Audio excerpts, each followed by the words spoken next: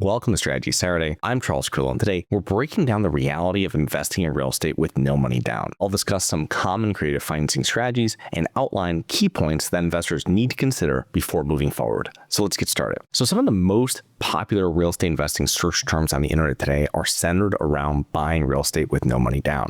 There are several main strategies that investors can utilize to purchase properties with little to no money down, and we'll touch on them later. However, I did an episode called Zero Down Doesn't Mean $0, which was episode SS167, that's SS167, where I laid out some math around no money down real estate deals. And in this episode, I want to go a step further and break down the realities of buying a rental property with little or no money down. So what are some strategies for buying real estate with no money down? So number one is seller financing. And this is where a seller also acts as a lender. Depending on the seller situation, you might be able to negotiate a no money down deal. Furthermore, ask yourself why the seller is open to this.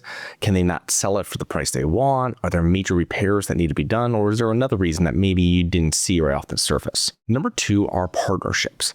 So where you are partnering with one or more people who will bring the funds while you handle the other roles in the deal. Number three is house hacking, which I talk a lot about on the show, where you're buying the property with little or no money down, typically while using an FHA or VA mortgage. Number four is subject to and assuming a mortgage. Now, these two similar strategies are where the buyer leverages the current owner's financing. Now, subject to means a seller actually keeps the mortgage in their name. And when you assume a mortgage, you are taking the mortgage out of the seller's name. Okay, and it's being put into yours. Number five is borrowing the down payment, where you borrow the money by taking a loan against another property, like a home equity loan, or maybe against a taxable brokerage account, something like this. So what are the realities of buying a property with little or no money down? So when you purchase a property with no money down, you may avoid an upfront investment. Still, you're taking on debt, liability for future repairs and maintenance, and responsibility to the tenants. Let's not forget the tenants, because once we take over that property, we're also assuming those leases, even if they're verbal leases. Now, you'll need money even with a 0% down property. There are inspections, there are repairs, legal fees, closing costs that will need to be paid.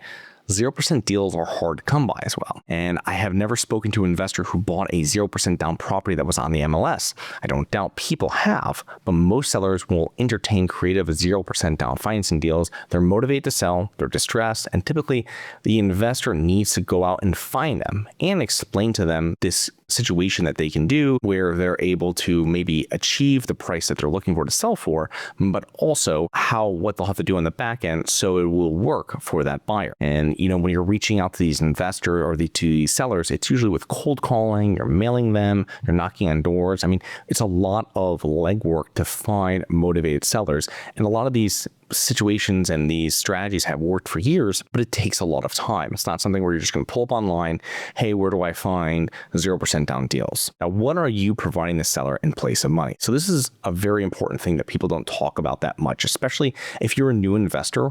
And if you're looking for 0% deals, you probably don't have that much funding or anything really in place of money that you can offer. So this is where it gets a little tricky, and you really have to work with the seller to find out what you can use. Now, what type of track record do you have? Credibility, financial statements? I mean, can you provide to show the seller you will follow through on making payments? Also, I mean, yes, they're going to get the property back, but if I'm selling a property to you and you don't have any skin in the game and something goes wrong, you probably will just walk from the property if there's nothing you can really lose from it. Now, I'm the seller. Yes, I'm getting my property back, but it's in disrepair, right? Now I have to go through and I have to fix the property, and I have to go back and probably put it back on the market or find someone else, or just go back to owning it as I was before. So these are the hassles that can happen. And this is what the seller is thinking about. So you need to find out what you can do to provide the seller to let them know you're going to make payments and they're not going to get the property back. Now, there's a difference between buying and owning real estate. And this is one of the things that you don't really see too much online. So most people focus on the down payment and getting the down payment, and then everything else will fall into place. This can be further from the truth. I mean, you still need to own and manage the property. And this is where a reserve fund for those unforeseen issues that always happen comes into play. They always happen. So it is February in Maine, and a tenant's furnace needs to be replaced, or it's August in Florida, and an AC needs to be replaced. I mean, you can't wait days or weeks to get them replaced. And trust me, you're not going to get a warranty and try to have the warranty company replace these within 24 hours. Landlords need to be prepared for these situations when they occur. You have a legal obligation to your tenants, and that goes both ways. they paying you on time, but you fixing issues. I mean, not having an AC in Florida in August, I mean, it's not even a habitable apartment anymore. So these are really important things that you have to notice. The amount of liability you're taking on when you buy rental property that has tenants in there, or when you're leasing to people, I mean, the lease goes both ways. So it's important that you need to have a reserve fund for these things because you have to rectify them immediately once they occur. Now, why should you avoid investing in no money down deals? Well, investors with limited funds may find themselves in a difficult position when repairs are needed and vacancies occur. And investors expecting free passive income. These are the first couple things I see when I hear from people and they mention this, or this is their situation. This is a completely red flag. No money down deals are great if you're able to finagle a deal with them, but it's also, in many deals that I've seen in this situation with low or no money down deals, the investors have been seasoned and they are taking a distressed property and they're making a deal with it where they can come in and instead of using their money for the down payment, they're going to use it to rate the property. And that's still bringing money into the deal. It's just not going directly into the seller's pocket. What you're offering to the seller, you really have to understand, and then also what you're providing to them to show that you're going to follow through. Now, investing in real estate with little to no money down sounds great, but it typically requires creativity, credibility, perseverance, and lots of time, a high risk tolerance, and a strong negotiation skills. And when I've spoken to real estate investors who have been successful with little to no money down investing, the one thing they all have in common is that they have been at it for years, having looked at many properties and spoken to many owners before securing their first one. So I hope you enjoyed. Please remember to rate, review, subscribe, submit comments and potential show topics at globalinvestorspodcast.com. If you're interested in actively investing in real estate, please check out our courses and mentoring programs at syndicationsuperstars.com. That is syndicationsuperstars.com. Look forward to 2 more episodes next week.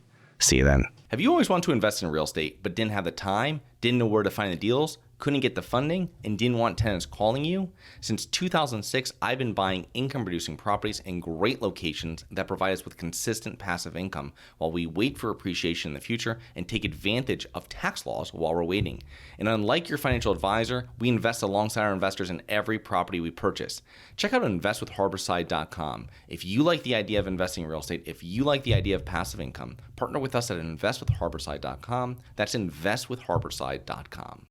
Nothing in this episode should be considered specific, personal, or professional advice. Any investment opportunities mentioned on this podcast are limited to accredited investors. Any investments will only be made with proper disclosure, subscription documentation, and are subject to all applicable laws. Please consult an appropriate tax, legal, real estate, financial, or business professional for individualized advice. Opinions of guests are their own. Information is not guaranteed. All investment strategies have the potential for profit or loss. The host is operating on behalf of Syndication Superstars, LLC exclusively.